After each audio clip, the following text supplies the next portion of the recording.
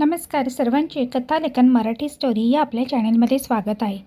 आज आपण पाहणार आहोत लायब्ररी या कथेचा भाग 3 आणि अंतिम भाग. लेखक आहेत कनिष्क हिवरेकर. भाग पहिला आणि दुसऱ्याची दोन्हीची डिस्क्रिप्शन बॉक्समध्ये लिंक दिलेली आहे. आणि याआधी जर तुम्ही आपल्या चॅनेलला सबस्क्राईब नसेल केलं तर अशाच कथा पाहण्यासाठी नक्की चॅनेलला सबस्क्राईब करून घ्या. आपण मागच्या भागात पाहिलं की श्रेया त्याच्यापासून पिच्छा सोडून धावत सुटली. घामाघूम भयभीत असहाय्य श्रेया ऊर फुटेस्तवर धावत सुटली.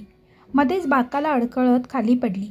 मागे वळून पाहिलं तर तो चालत चालत आपली कुऱ्हाड ओढत श्रेयाच्याच दिशेने येत होता. श्रेयाने स्वतःला कसेबसे उभे केले आणि जिथून ती बाहेर पडली होती त्याच खोलीच्या दिशेने तिने धाव घ्यायला सुरुवात केली. त्या विभागाचे दार अगदी कोपऱ्यात होते. आपण तिथे जाऊन चूक तर नाही करत आहोत. पुढचा मागचा काहीही विचार न करता श्रेया दारातून आत शिरली आणि तिने मागोमाग दरवाजा लोटून घेतला. तिचे श्वास वाढले होते. चेहऱ्यावर गळ्यावर घामाच्या धारा लागल्या होत्या. पण जेव्हा तिने खाली पाहिलं तेव्हा दाराला ना कडी होती ना अडसर होता. दार आतून बंद करून घेणे अशक्य होते आणि दाराच्या पलीकडेच तो आला होता. ए भवाने, दार उघड, दार उघड, मी आलोय, दार उघड. श्रेयाने जवळचा लाकडी स्टूल ओढून तो दाराशी लावला, जेणेकरून दार सोडून पळण्यास आणि लपण्यासाठी तिला काही वेळेचा अवधी मिळेल. श्रेयाने तेच केले. लाकडी स्टूल दाराशी आडवा लावला आणि वेळ पाहताच तिथून ती भिंतीवर त्याची विभस्त सावली रुंदावत होती. श्रेयाचे अंग भीतीने चळचळ कापत होते. तिने ओल्या घामेजलेल्या हातांनी मोबाईलची स्क्रीन बंद केली.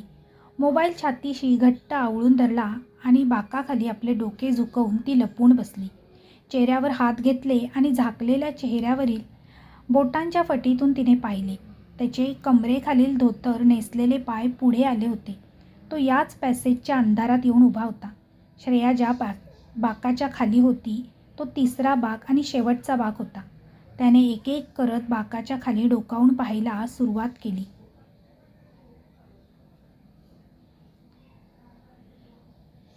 बसली रक्ताची दगद कळकळी, उदरा वळवळली भुकेची अळी, ऐकू देत मला मधुर किंकाळी, जेव्हा देईन मी तुझा नरबळी, ही ही ही असे म्हणत तो अगदी विचित्रपणे हसत होता आणि तिला इकडे तिकडे शोधत होता.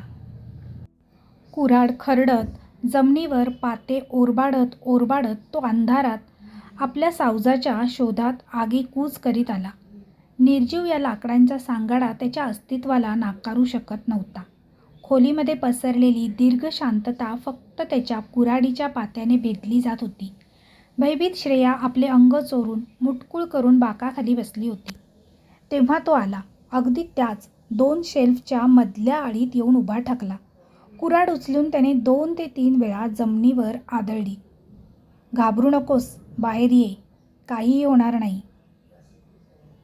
होणार नाही. बस थोड्या वेदना होतील. थोड्याशा वेदना तुला सहन कराव्या लागतील. मग तुझी आत्मा सहज तुझे शरीर सोडून जाईल. सगळे बंध तुटतील हो, तट.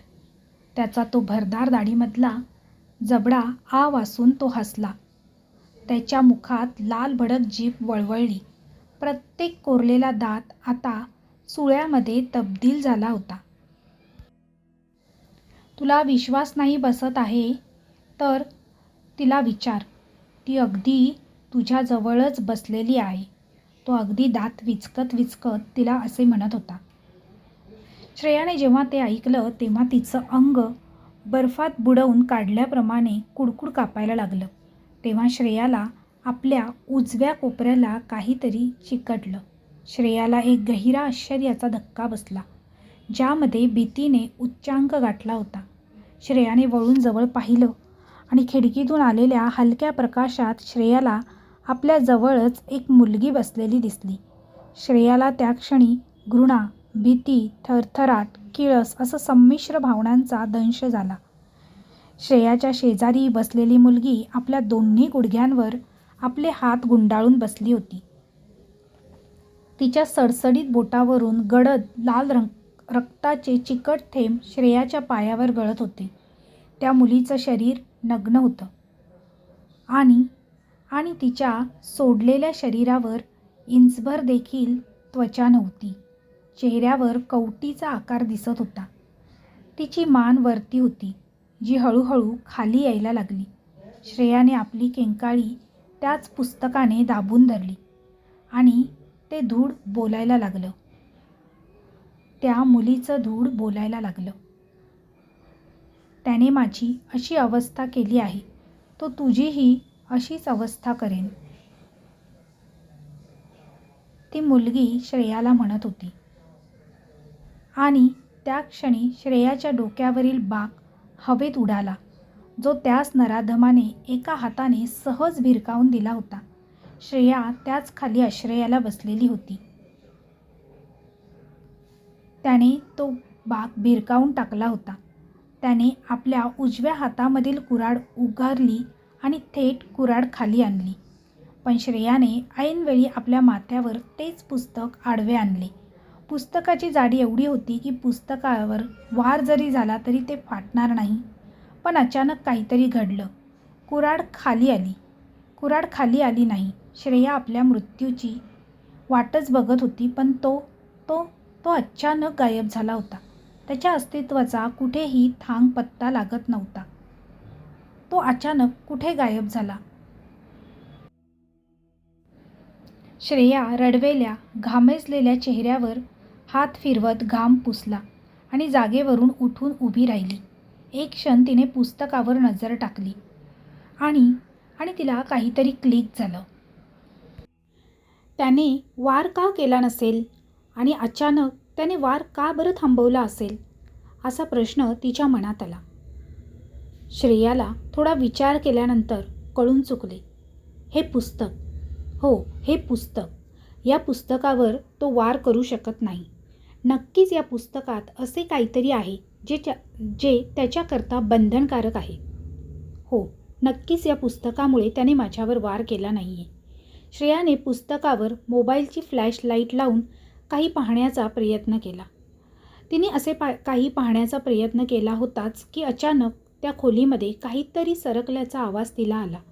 काहीतरी जडसर, दगडी, पातळ असे, जसे पाषाणावर पाषाणाचे घर्षण व्हावे असे काहीतरी. श्रेयाच्या अंगावर, मानेवर सर्वत्र एकदम काटा फुटला. भीतीने तिची जागची हलण्याची धजगत होत नव्हती. ही त्या नराधमी मांत्रिकाची नवीन चाल असण्याची शक्यता होती. श्रेया 2 कपाटाच्या मधल्या पॅसेजमधून मागे आली. मोबाईलची फ्लॅशलाईट लावून तिने पुढे पाहिलं तेव्हा समोर खोलीच्या कोपऱ्यात अगदी जमिनीवर एक तळघराचे दार उघडले आहे. त्यातून खालून लालभडक प्रकाश आणि धुरकट हवा वर फेकली जात आहे. श्रेया त्या दिशेने चालत गेली. तिने पुस्तक आता उराशी कवटाळून घेतले होते. तिने खाली डोकावून पाहिलं. आजतागायत श्रेयाने असा भयंकर नजारा आपल्या वाईट स्वप्नात सुद्धा पाहिलेला नव्हता. आतमध्ये खोलवर पायऱ्या जात होत्या. तेलकट भिंतीवर मशाली टांगल्या होत्या. भिंती गडद नारंगी आणि लाल रंगात मिश्रित होत्या. श्रेयाने स्वतःच मनाशी कस बांधला आणि ती म्हणाली, मी एवढीही मूर्ख नाही की मी खाली जाईन. हॅलो, वरती कोणी आहे का? हॅलो, आहे का कोणी वरती? खालून आवाज येत होता. अचानक त्याच तळघरातून एक आवाज आला आणि आवाज एका मुलीचा होता. श्रेया तो आवाज ऐकताच सावध झाली. आधी ती मागे सरकली, थोडीशी घाबरली, पण पुन्हा म्हणाली, कोण असं श्रेयाने विचारलं. हॅलो, प्लीज माझी मदत करा. प्लीज मला इथून बाहेर काढा. वाचवा मला. कोण आहे का वरती? प्लीज माझी मदत करा. इथून घेऊन जा मला. श्रेयाने नाईलाजास्तव आणखी उत्तर दिले, तू खरोखर अडकली आहेस का गं खाली? त्यावर ती म्हणाली, हो, प्लीज वाचवा. मदत करा मला. अत्यंत केविलवाणा आवाज खालून येत होता. खाली तो तर नाही आहे ना? श्रेयाने विचारले. नाही, इथे मी एकटी आहे. तो यायच्या आत मला इथून बाहेर काढा प्लीज, मी अडकली आहे इथे, खालून आवाज येत होता. आणि तेव्हा खालून असा ओक्साबोक्शी रडण्याचा आवाज येऊ लागला. श्रेयाचा बाहेर जाण्याचा मार्ग तसाही बंद पडला होता. जर खाली जाऊन या मुलीला वाचवलं तर ही सुद्धा आपली इथून बाहेर पडायला मदत करू शकेल आणि एकीला दोघी असलेलं बरंच पडेल, असा मनाशी विचार केला श्रेयाने. श्रेया ते पुस्तक बगलेत दाबून थेट आता खाली उतरू लागली. एक एक पायरी मोजत, तेलकट भिंतीवर हात ठेवत पायऱ्याच्या दुतर्फा मशाली तेवत होत्या. भिंतीमध्ये देवळ्या होत्या आणि अशाच 8-9 पायऱ्या चढत श्रेया जसे जसे खाली उतरत गेली तसे तसे पाठीमागे मशाली आपसूक भडभडत मालवू लागल्या. हॅलो, तू आहेस ना खाली? श्रेयाने पुन्हा एकदा खाली उतरत उतरत आवाज दिला. हो, मी खालीच आहे, ये ये. खालून आणखी आवाज येऊ लागला. आणि श्रेया जेव्हा शेवटच्या पायरीवरती आली तेव्हा तेव्हा उजवीकडे तिला एक कक्ष दिसला. भिंतीवर झाडांच्या मुळाचे जंजार पसरले होते. जमिनीवर ओल पसरली होती. इथे काहीतरी सडल्याचा घाणेरडा वास नाकात शिरत होता. मातीच्या दगडाच्या भिंतीमध्ये काही पोकळीत लोखंडी दिवे मांडण्यात आलेले होते. त्यामध्ये अजूनही ज्योत जळत होती. श्रेयाने मागे वळून आपली परतीची वाट पाहिली तर रस्ता कुठल्या कुठे हरवला होता. श्रेयाला पुढे फक्त आणि फक्त चिखल, माखलेल्या पारंब्या आणि मुळ्या दिसत होत्या. श्रेयाला पुढे निस्सीम काळोख पसरलेला दिसत होता. डोकं चक्रावलं होतं. कुठं जावं, कुठून बाहेर पडावं काहीच सुचेनासं झालं होतं. श्रेया अगदी घाबरून गेली होती. आणि पुन्हा हॅलो हॅलो आवाज आला. श्रेयाने स्वतः असा आवाज दिला आणि तिचा तो आवाज अगदी दूर काळोखात घुमत होता. आणि त्याच आवाजाच्या प्रतिसादात एक उत्तर आले. तिने असा आवाज देतात तिला समोरून एक उत्तर आले. हॅलो हॅलो, मी इकडे आहे, इकडे, माझ्या आवाजाच्या दिशेने ये, घाबरू नकोस, मी इथे अडकली आहे. श्रेयाच्या एका हाती तेच पुस्तक होते आणि दुसऱ्या हाती तेलाने भरलेला जळता दिवा. श्रेया त्या आवाजाच्या दिशेने पायाखालील गाळ, माती तुडवत चालली होती. हॅलो, कुठे आहेस तू? मी येते, श्रेयाने आवाज दिला. ये, इकडे इकडे ये, अंधारात ये. श्रेयाला तो आवाज आणखी जवळून आल्याचा भास झाला, अगदी डावीकडून. आणि अचानक तोच आवाज तिला पुन्हा आला. हां, ये, मी इथे आहे, श्रेया, मी इथे आहे. आणि त्या अनोळखी आवाजाने श्रेयाला नाव घेऊन हाक मारली. ते वाक्य पूर्ण होईपर्यंत श्रेया तिथे पोहोचली होती आणि अचानक ती दगडात खट्ट होऊन उभी राहिली. तिच्या व्यतिरिक्त त्या अंधारात जे काही होतं ते अगदी तिच्या समोर होतं. दोन्ही हातांना बेड्या ठोकलेला एक जीर्ण, सडलेलं, गळलेलं, झडलेलं, झिजलेलं एक मुलीचं प्रेत, जिच्या खोपडीच्या डोळ्यांच्या खोबणीतून काळे किडे बाहेर पडत होते. अत्यंत किळसवाणं असं ते दृश्य होतं. श्रेया घृणाने किंचाळत मागे सरकली आणि तोच खालच्या पाणथळ चिखलातून एक हात बाहेर आला आणि त्या हाताने श्रेयाचा पाय गच्च पकडला. श्रेया घाबरली. श्रेया धावण्याच्या प्रयत्नात धाडकन खाली गाळात पडली. त्या गाळातून दुसरा देखील हात बाहेर आला. त्या दुसऱ्या हाताने आपली कुऱ्हाड बाहेर ठेवली आणि बघता बघता गाळात बुडबुड्या येऊ लागल्या. तो आता गाळातून आपले डोके वरती काढू बघू लागला होता. चिखल गाळाचा जरासा कणही त्याच्या केसांना लागला नव्हता. त्याचे काळे विखुरलेले केस आणि तो राक्षसी अवतार घेऊन तो तसाच बेदाग बाहेर आला आणि श्रेयाच्या पुढ्यात आपल्या काळ्या धोतरी वेशात उभा राहिला. श्रेयाच्या हातून पुस्तक दूर पडले होते. दिवा कोरड्या जमिनीवर पडला होता. त्याची ज्योत अजूनही जळत होती. श्रेयाने त्याला पाहिलं आणि तो आता श्रेयाचे तुकडे तुकडे करण्यासाठी, तिचा बळी देण्यासाठी आगेकूच करत पुढे आला. त्याच्या हसण्याचा, खिदळण्याचा आवाज संपूर्ण गुहाभर पसरत होता. त्याच्या हसण्याने भिंतीवरील मुळा सळसळत होत्या. दिव्यातील ज्योती भडकत होती. एक एक करत भिंतीला टांगून बांधून ठेवलेले प्रेत आपापल्या माना डोकी वर उचलू लागले. यांनाही भूक लागली आहे. बळी, बळी, नरबळी. तुझे तुकडे तुकडे करून तुझ्या शरीराचा एक एक अवयव कचकच चावून खाऊन मी मिटक्या मारून आहा, ये ये इकडे भवानी, तो म्हणत होता. त्या गुहेत रडण्याचा ओरडण्याचा आवाज घुमू लागला. तिथे तो एकटाच नाही तर अनेक जण असल्याचा भास श्रेयाला होत होता. श्रेया त्याच्यापासून फरफटत मागे जात होती आणि तो पुढं सरकत होता. त्याने कुऱ्हाडीच्या पात्यावर जीभ फिरवली. त्याची जीभ कापली गेली आणि जिभेवरील रक्त पात्यावर लागलं. त्याने गर्जना केली आणि श्रेयाला मागे दिव्याचा चटका बसला. तिने वळून पाहिलं आणि पाहताच तिला जवळ पडलेलं पुस्तकही दिसलं. तोच आपली कुऱ्हाड उगारून तो श्रेयावर धावून आला आणि श्रेयाने थेट दिवा उचलून त्यातील तेल पुस्तकावर ओतले आणि पुस्तकाला आग लावून दिली. हे सफल होईल की नाही श्रेयाला याची जराशीही कल्पना नव्हती, पण तिने फटाफट हे केलं. धावून धावून श्रेयाच्या अंगावर आलेला तोच नराधम मांत्रिक जागेवर आपल्या शरीराला आकड्या आल्याप्रमाणे एकदम लकवा मारल्याप्रमाणे जखडला गेला. त्याची कुऱ्हाड हवेतल्या हवेत निसटली आणि तिचे पाते थेट त्याच्याच पाठीत घुसले.